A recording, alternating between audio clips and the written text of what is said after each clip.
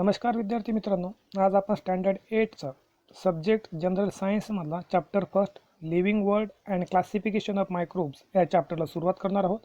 हे चॅप्टर आपण 3 भागामध्ये डिवाईड करणार आहोत. याच्यामध्ये एक लेक्चर फर्स्ट, लेक्चर सेकंड आणि लेक्चर थर्डमध्ये हे आपण चॅप्टर कंप्लीट करणार आहोत. तर आज आपण सुरुवातीला लेक्चर फर्स्टला सुरुवात करूया. Living world and classification of microbes. हे चॅप्टरचं आपलं नाव आहे, that is the living world and classification of microbes. What in by living world? All living things on the अर्थ it is called living world. म्हणजे पृथ्वीवर जेवढेही सजीव आपल्याला पाहायला मिळतात हे सर्व आपण या लिव्हिंग वर्ल्ड्समध्ये घेऊ शकतो. मग याच्यामध्ये प्रामुख्याने प्लांट्स आणि ॲनिमल यांचा समावेश होतो. Second one, that is the classification. What in by classification? Classification म्हणजे काय? The systematic arrangement in a groups and subgroups according to established criteria, it is called classification. कोणत्याही गोष्टीचं क्लासिफिकेशन करत असताना एका विशिष्ट क्रायटेरियानुसार त्याचं वेगवेगळ्या गटामध्ये विभागणी करणे त्यालाच क्लासिफिकेशन असं म्हटलं जातं. त्यालाच आपण मराठीमध्ये वर्गीकरण असं म्हणतो. त्याच्यानंतर मायक्रोब्स किंवा आपण याला मायक्रो ऑर्गॅनिझम असं सुद्धा म्हणू शकतो. आता what is by microbes? And extremely small living things that you can only see with a microscope, these are called microbes. या पृथ्वीवरचे असे ऑर्गॅनिझम की ते एवढे सूक्ष्म असतात की ते आपल्याला उघड्या डोळ्यांनी दिसू शकत नाही. त्यांना पाहण्यासाठी मायक्रोस्कोपचा यूज करावा लागतो. त्याला मायक्रोब्स असं म्हटलं जातं. म्हणजे सरळ जर विचार केला तर आपल्या पाठाचं नाव आहे सजीवसृष्टी व सूक्ष्म जीवांचे वर्गीकरण. आता या पाठाला सुरुवात करण्याआधी आपण मागच्या वर्षी 7th स्टँडर्डमध्ये आपण काय अभ्यास केला याला थोडासा आपण अभ्यास करूया. आपण 7th स्टँडर्डमध्ये पाहिलं की living organism on the earth having adopted according to the geographic region. म्हणजे त्यांच्या भौगोलिक परिस्थितीनुसार त्यांनी स्वतःला कशामध्ये ॲडॉप्ट केलं.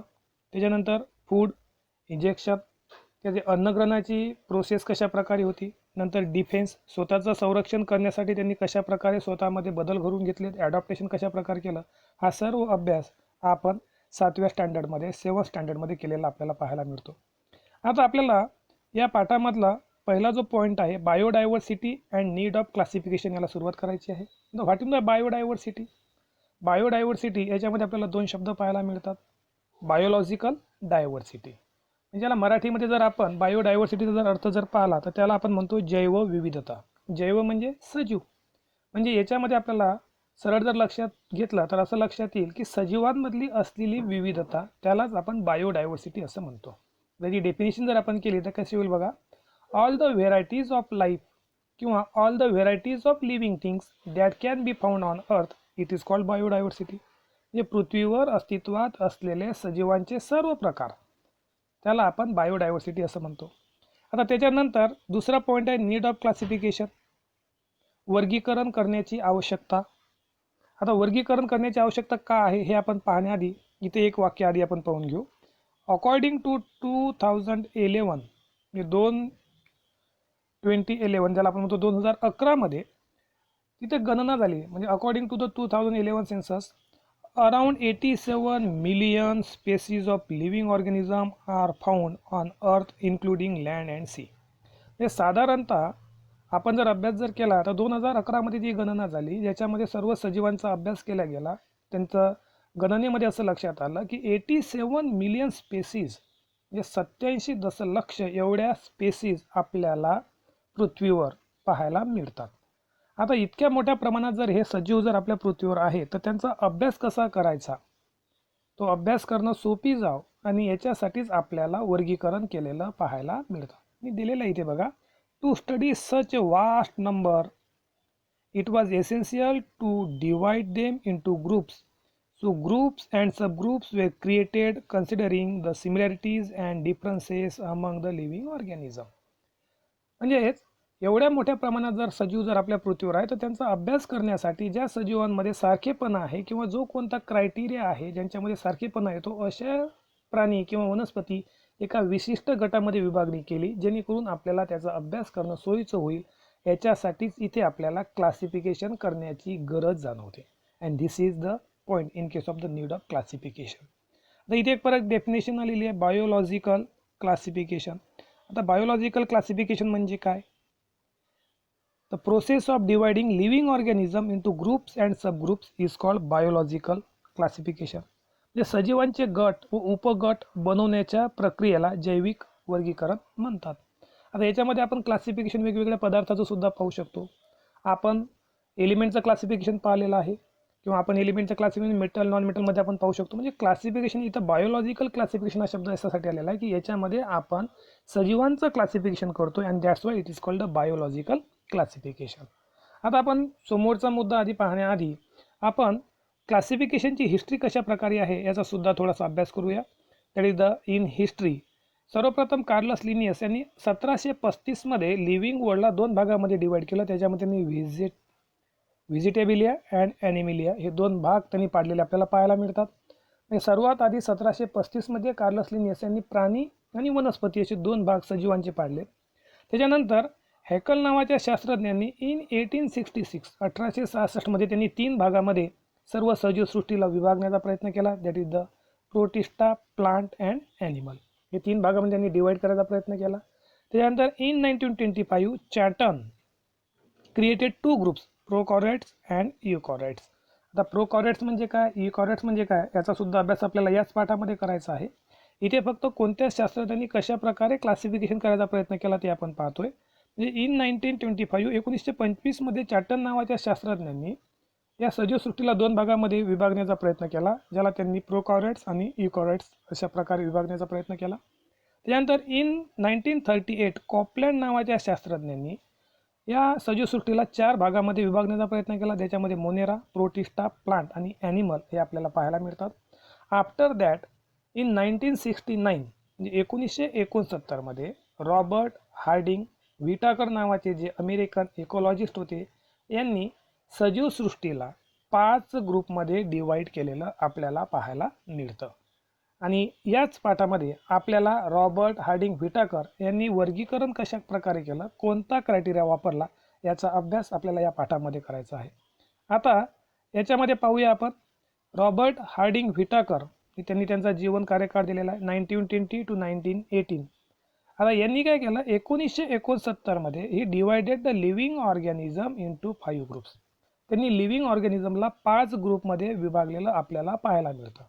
हे त्यांनी क्लासिफिकेशन केलेलं जे आहे हे 5 ग्रुप आपल्याला याच्यामध्ये पाहायला मिळतात.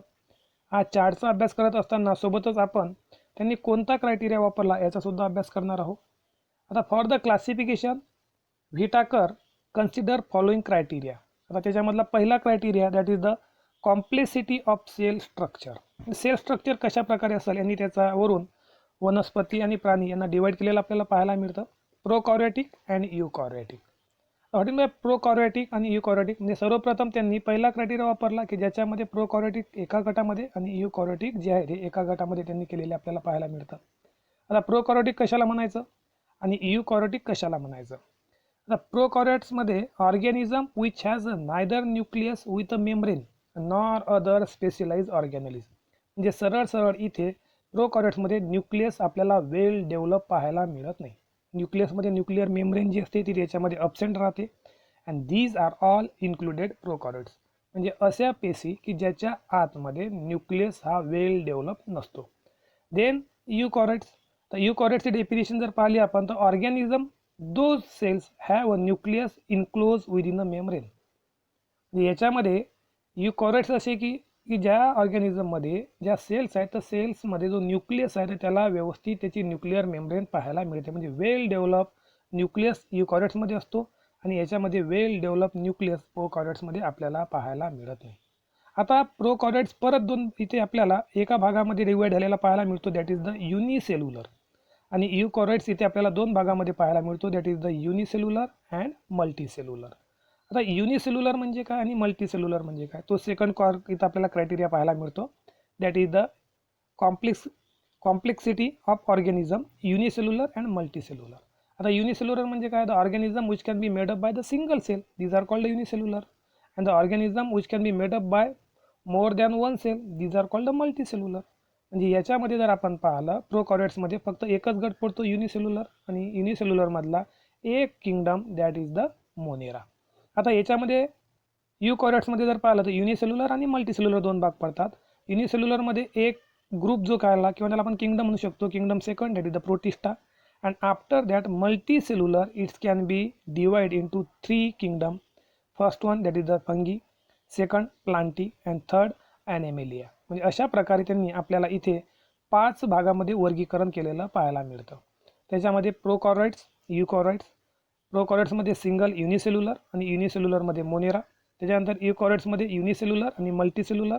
युकॉरॉइड्समध्ये युनिसेल्युलरमध्ये प्रोटिस्टा, मल्टीसेल्युलरमध्ये एक आहे फंगी, नंतर प्लांटी आणि नंतर आहे ॲनिमेलिया. आता हे आपण इथे त्यांनी कशा प्रकारे वर्गीकरण केलं ते आपण पाहिलं, पण इथे क्रायटेरिया जो आहे तो आपण सुद्धा पूर्ण करून घेऊया.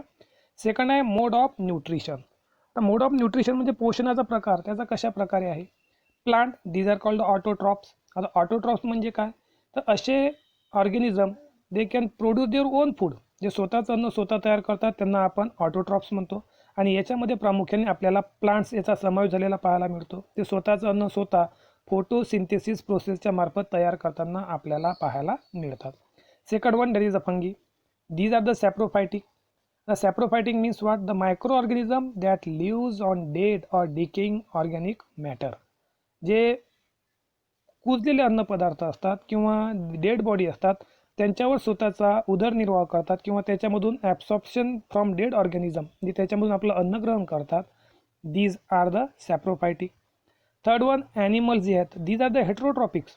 हे स्वतःचं अन्न स्वतः तयार करत नाही, ते स्वतःच्या अन्नासाठी दुसऱ्यावर डिपेंड असतात. And these are the ingestive, म्हणजे ज्याला आपण भक्षक असं सुद्धा म्हणू शकतो. Heterotrophics means they cannot produce its own food. ते स्वतःचं अन्न स्वतः तयार करत नाही, स्वतःच्या अन्नासाठी दुसऱ्यावर डिपेंड असतात.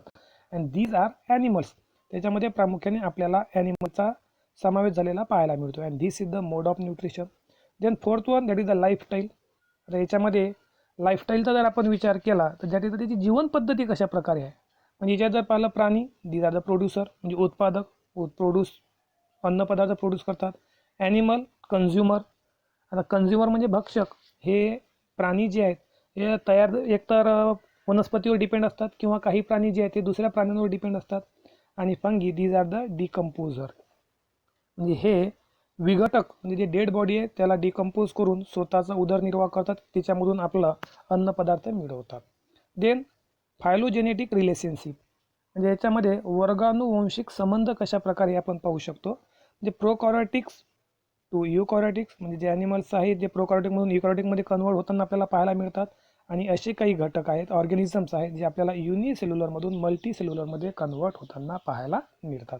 And this is the first lecture in case of living words and classification of microbes, की ज्याच्यामध्ये आपण बायोडायव्हर्सिटी अँड नीड ऑफ क्लासिफिकेशनचा अभ्यास केला. त्याच्यानंतर आपण क्लासिफिकेशनची हिस्ट्री पाहिली. त्याच्यानंतर आपण व्हिटॅकर नावाच्या शास्त्रज्ञांनी कोणत्या प्रकारचा क्रायटेरिया वापरून इथे ऑर्गॅनिझमचं क्लासिफिकेशन केलं ते आपल्याला पाहायला मिळालं. आता जो नंतरचा जो टॉपिक आहे हा आपण सेकंड लेक्चरमध्ये कंप्लीट करणार आहोत. ओके.